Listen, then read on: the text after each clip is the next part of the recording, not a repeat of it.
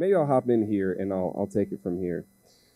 And so I'll say this much, that when we look at texts like this, or when we study the Bible and we're preparing for, Bible study, some of you know this, there's a couple of ways that you can go about something like this. You can go about it where you're trying to capture the entire essence of the passage in like a sentence or something like that. Like you're trying to get the main point of the talk. And oftentimes I'll try to do that.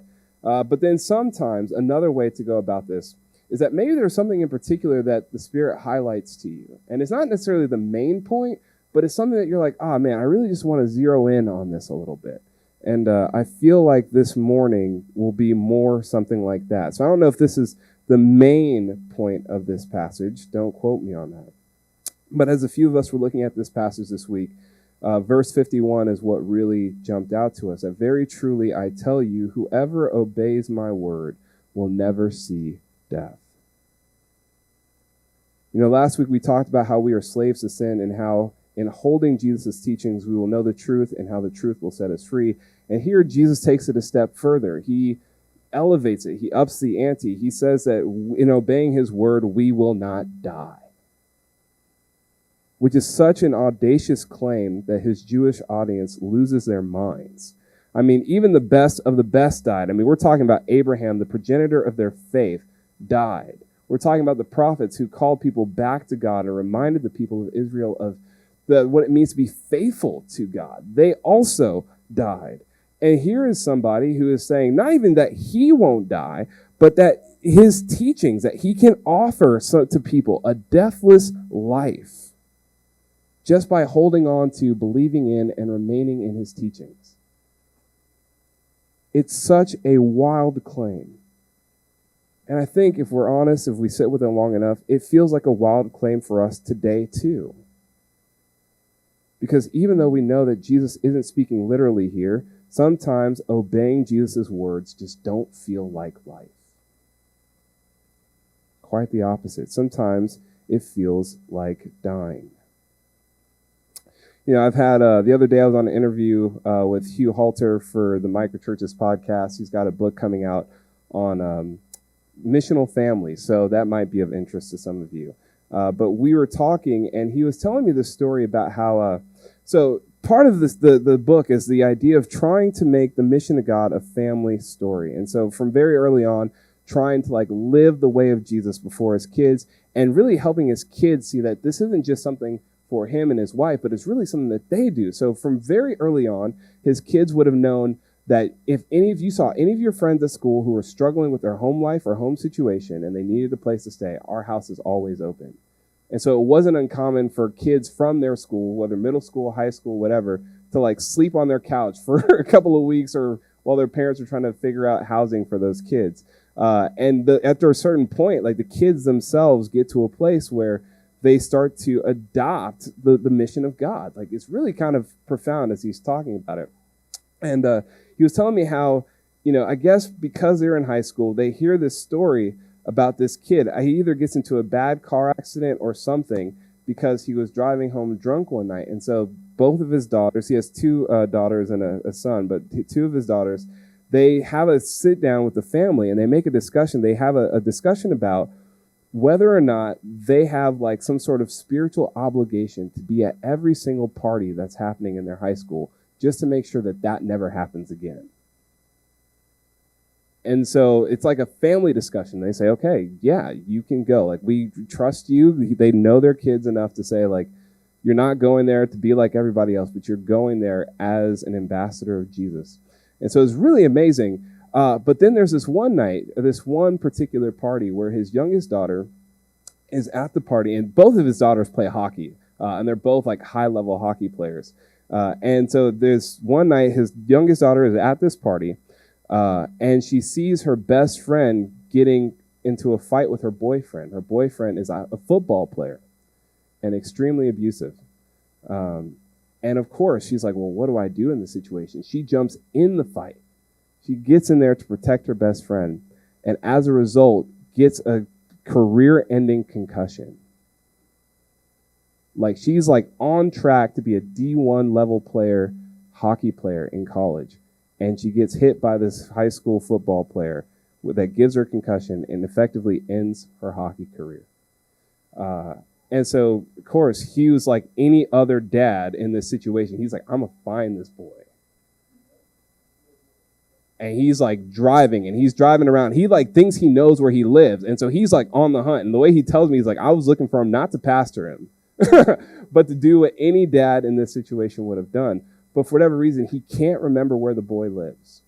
And so he calls his daughter, and he's like, where is he? Where does he live? And his daughter refuses to tell him where he lives. And so she's just like, come home. And he has to go home because he doesn't know where she lives. And so, the mom is there, and she's trying to figure out, do we take her to the hospital? What do we do in this situation? And Hugh is just pacing up and down, like he's just losing his mind. And his daughter grabs his hand and has him sit down on the bed with her. And she just looks at him and she says, our whole lives, you taught us how to be peacemakers. That doesn't always work out well for us, right? And Hugh just falls apart. Just dissolves. And to me, it sounds absolutely incredible. In the moment, he talks about being both proud and mad, of course, but proud of her spiritual maturity and that she has it. But it's a cool story to tell 20 years removed from it. But I just imagine being in it, like being in that moment and feeling like everything is out of control. As a parent, you try to protect your child. It's hard enough for you to release yourself to the mission of God. But your children, and you try to teach your children to follow the ways of Jesus, and this is what happens? And if you know Hugh, there's a lot of suffering in his story. But as I was reflecting on it, I was even just thinking about his daughter. Like, it's one thing to say that in the moment, but what about the moment you step on the ice rink and you realize you can't do what you did before? Or when you sit down with the doctor and the doctor tells you that you're never going to play hockey again. Not the way that you did before. To have your whole future upended by doing the right thing because you did what Jesus would have had you do. It's like, Jesus, I'm following you. I believe in you and your teachings, and this is what I get. Really. I'm trying to give you everything. So why does it feel like dying? Why does obeying your teachings feel like death? The claim of Jesus is audacious because we know that even though it's not literal, there are times where it just doesn't match our lived experience. Not only do we suffer, but some of us, we experience the joylessness of fruitless obedience. And you know exactly what I'm talking about. It's not suffering per se, but we're sacrificing and we're toiling, and it feels like we have nothing to show for it. And even worse, we have no idea when things will get any better. I think of my friends who maybe struggle with same-sex attraction and have committed themselves to a life of celibacy, right? Like as a way of trying to obey the teachings of Jesus and still find themselves lonely. And we can point to community, but I think Henry Nouwen is so interesting. He talks about there's maybe two kinds of loneliness. Of course, there's the general loneliness that we experience, but there is a loneliness that comes from being in community. It's like because we are loved, we experience loneliness. And it's not the same. And yeah, they get told all the time that they have a chance to be holy, completely devoted to Jesus. But they're often told this by married people with kids. I think about marriages that are effectively over, but because that person wants to obey the teachings of Jesus, they remain faithful to their spouse, refusing to date or remarry, knowing that there's little, if any, hope that things will get better. Yeah, that's how you feel, kid? I think of some of you and the way that you have committed your life, the fullness of your life to ministry, and the watching world, friends, family, etc., remind you just how capable and how qualified you are to get a job that pays well and has lots of upward mobility. And yet here you are, struggling to make ends meet, to serve amongst a group of people that don't always appreciate you. I think about the way that you try to share your faith at your workplace, and instead you're met with apathy, if not antipathy. You're trying to lead your microchurch, but there's no personal gratification for it, for you in it. Like, you're creating community for other people, and you yourself don't even get a chance to be part of that community. You don't experience it. And you want to quit, but Jesus hasn't given you the go-ahead. And, to me, it seems like we can tolerate almost anything as long as we know that there's a point, that there's an ending, or it's producing results. It has to at least be doing something. But when we lose sight of all three of those, what then? As much as you're trying to find life in it, it's just not there. And sometimes we suffer because we've just gotten so in the weeds of the task that we're trying to do that we've stopped seeing ourselves as children of the loving God and slowly, imperceptibly start seeing ourselves as dutiful workers of a demanding boss. We do the tasks, we follow the steps, but we've forgotten altogether that we do this from a place of love and sonship and daughtership rather than a place of loveless commitment. And like the older brother of the prodigal son, we end up working hard, spending ourselves for what has always been ours. And in doing so, we miss the life that's been promised to us. And to me, it seems that these three things, maybe they're all gradients of the same things. It's the reality that actually there are multiple ways to die. Multiple kinds of death. And obeying the teachings of Jesus, as much as it promises life, is a sort of death. Can we call it what it is? It is a death to ourselves and a relinquishing of our will to His. And it's in these moments that we come face to face again with our constraints. Is our life our own, or have we actually been crucified with Christ? And it's no longer us who live, but it's Him who lives in us. And this is the promise that even in the death of ourselves, we find life. We find the life that He promises us. A life that transcends a physical death that looms over each and every single one of us. Earlier I was talking about Hugh and talking about his family. He was telling me about his son his son we talked about, it had severe health issues, like seizures, like 20 seizures a day, a lot of them at night. And so they just wouldn't get a whole lot of sleep at night. It was just hard for them. And, trying to lead a house church and be intentional about following Jesus and inviting people into their life. And it just got to a point where they realized, if we're waiting for our son to feel better, for things to go well, in order for us to actually follow the ways of Jesus, we're never going to get there. It's just never going to happen. So we got to just invite people into my life, invite people into our lives. And what he said to me was that his suffering actually gave him the spiritual respect of the people he was serving among. People start to watch his kid. They'd be at house church, and a couple would volunteer to sit next to his son while he was having a hard time so that Hugh and his wife could actually go get something to eat and have conversations with other people. And they became more spiritually open because they had a chance to see his life up close. And I think, to me, that it's almost like a seed of sorts. If you think about a seed, you can plant the seed and you can water it and you can try to watch it day after day. But if you do that, nothing happens. Something is happening, but you're burning precious minutes of your life trying to see if it's going to happen and when it will happen. And it feels like it will never happen. So you don't watch it day by day, but you have to trust the process. And you cling what you know to be true. And over time, character is deepened. And I think this is what's interesting, that you may feel like your obedience is fruitless, and maybe outwardly that's true, but that overlooks what's happening within you, actually. Even the dark night of our souls, wondering where God is and feeling like your prayers are just hitting the ceiling, that's producing something in you.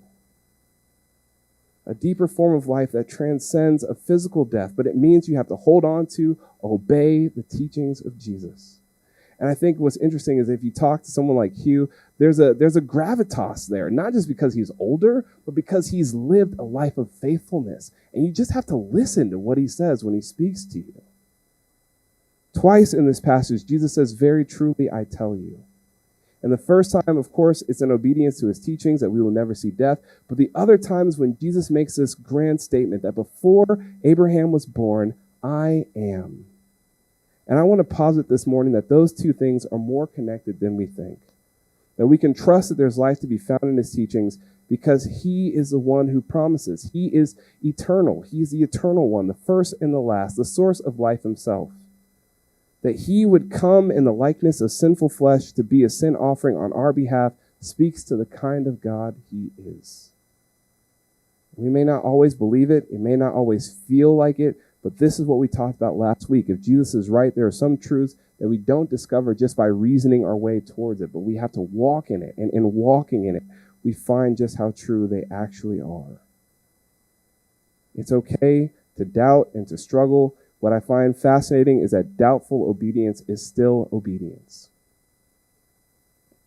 But it's in those moments we have to trust our facts over our feelings.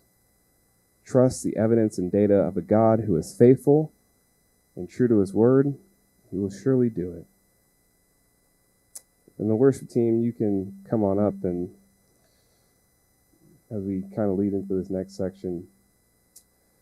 Earlier this week, I was in California for a think tank with a bunch of other church planters and missional leaders. And it was okay. I feel like I'm generally not helpful in those situations. My staff team can attest that there's like a very short shelf life on my usefulness in meetings. You hear me do it in announcements, and that's what I'm like doing announcements, that short window. Imagine like me in an hour and a half staff meeting and all the rabbit trails I get us into. So imagine that.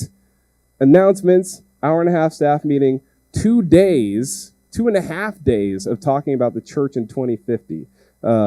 I'm not helpful at all. But the whole thing kind of wrapped up, and I had some time between the ending of that think tank and my flight.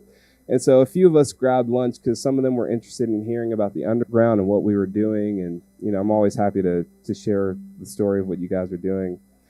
And, there was a moment where one of the women who was at the lunch, she was sharing her struggles with the organization that she's in and just feeling so overlooked and feeling so unseen, and like her best attempts to make it a viable situation for her just all have been like shot to hell pretty much. Like she's suggested things to her boss kind of ignores it, someone else suggests it, they're like, oh, that's great. She like tries to talk to somebody else in the company. They see that, oh, this is actually a really good idea. She asks if she can work with them. Doesn't happen. And so she's just like withering in this organization.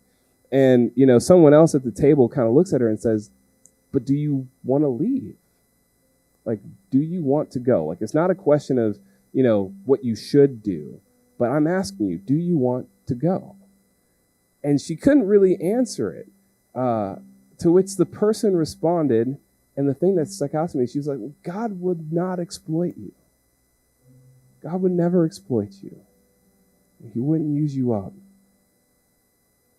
And it just struck me. Like, I had to actually think about it. I was like, would God exploit us? Would we even know if he was exploiting us? He's just God, and he could use us up. Like, that's totally his right. Like, who are we in relationship to him? Like, he totally could. But, the reality is that God balances both authority and vulnerability. He is both strong and weak. And that's partially why we know that we can trust him, because even as he holds tremendous power, he still makes himself vulnerable to pain. We can still hurt him. He is hurt. Jesus is authoritative, but also vulnerable. We can trust him. The reality is that we will all physically die. Each of us will have to face death, both in the people that we love and in ourselves. And this is where we discover the greatest news of all, that even if we physically die, we will be raised again. This is the promise of resurrection from the one who calls himself the resurrection and the life. And in the same way that Jesus' story would not end in death, our stories do not end in death. Jesus triumphs over it, and so do we. And if we are people who will not die but will live again, then we have nothing to be afraid of. We can face death, ours and those around us, grounded in the promises that he's given to us. We can live lives of brave obedience to the teachings of Jesus because the one who promised is eternal life. He is the originator of life himself, and he does not lie. We may suffer, but it's our suffering that sometimes acts as a reminder that this world isn't our home. And that there will come a world where there is no sorrow, that is without death. And I think it's so beautiful when the Catholics pray this, but it is a world without end. This morning, the application really is very simple. I want you to sit with your own life, to survey your own heart. And where do the teachings of Jesus not feel like life to you? Why is that?